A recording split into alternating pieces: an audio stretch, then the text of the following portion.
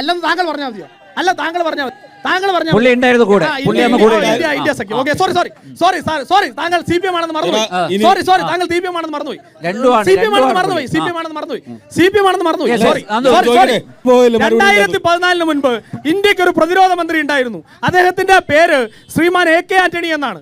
അദ്ദേഹം ഇന്ത്യൻ പാർലമെന്റിന്റെ ഉത്തരവാദിത്തം ഏറ്റെടുത്ത് നിൽക്കുമ്പോൾ അദ്ദേഹത്തിനോട് ഒരു ചോദ്യം ചോദിക്കുകയാണ്. ഇന്ത്യയിലെ സൈനികരെ ഒരു പാതിരാത്രി കടന്നു വന്ന് കഴുത്തു കണ്ണിച്ചു പോയവർക്കെതിരെ നടപടി എടുക്കണ്ടേ? അപ്പോൾ ഇന്ത്യയുടെ പ്രതിരോധ മന്ത്രിയായിട്ടുള്ള ശ്രീ AK ആന്റണി പറഞ്ഞ മറുപടി അത് ഓൺ റെക്കോർഡാണ്, എന്നോട് പറഞ്ഞതൊന്നുമല്ല, ഓൺ റെക്കോർഡാണ്.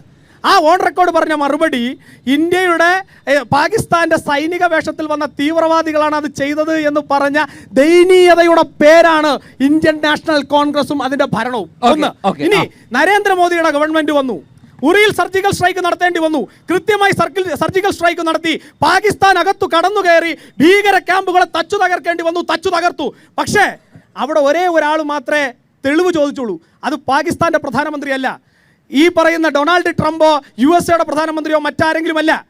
ഇന്ത്യയുടെ പ്രതിപക്ഷ നേതാവ്, ഭാവി പ്രധാനമന്ത്രി പദം സ്വപ്നം കണ്ടിരുന്ന ഇദ്ദേഹത്തിന്റെ നേതാവ് രാഹുൽ ഗാന്ധി മാത്രമാണ് ഇന്ത്യയുടെ സൈനികന്മാരുടെ പരാക്രമത്തിന് ആദ്യമായിട്ട് തെളിവ് ചോദിച്ചത്. അല്ലെന്ന് താങ്കൾ പറഞ്ഞാൽ മതിയോ? അല്ല, താങ്കൾ പറഞ്ഞാൽ മതി. താങ്കൾ പറഞ്ഞ പുള്ളി ഉണ്ടായിരുന്നു കൂടെ. ഓക്കെ, സോറി, താങ്കൾ CPM ആണെന്ന് മറന്നുപോയി. താങ്കൾ CPM ആണെന്ന് മറന്നുപോയി. സോറി.